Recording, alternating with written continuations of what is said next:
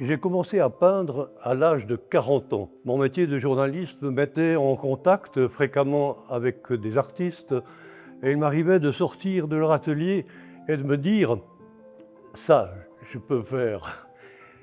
Alors je me suis mis à la découverte des techniques d'abord et j'ai trouvé la peinture à l'huile. C'est onctueux, c'est généreux, ça se mélange, c'est magnifique. Les thèmes, très vite, ça a été la figure humaine. Ce sont les postures, les attitudes des êtres humains. Et j'ai presque envie de dire, il faut ajouter les animaux, parce que, en fait, c'est la même philosophie gestuelle et formelle. En quelque sorte, un animal, c'est beau en soi.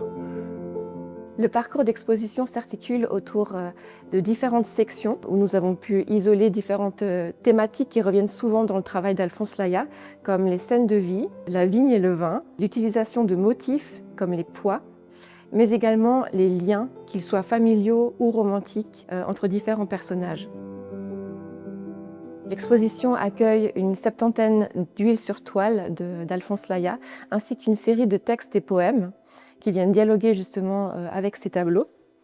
Et puis, dans la dernière salle de l'exposition qui est consacrée au bestiaire d'Alphonse Laya, puisqu'il a peint aussi énormément d'animaux, on a invité l'artiste Rachel Morin, qui est une plasticienne valaisanne, qui a conçu une immense pièce mécanique et sonore.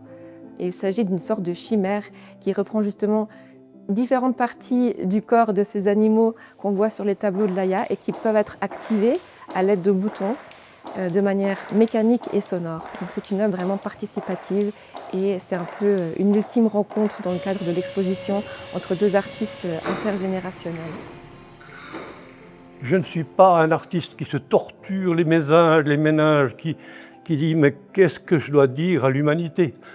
Je crois que ma peinture, c'est un repos, oui, un hymne à la beauté.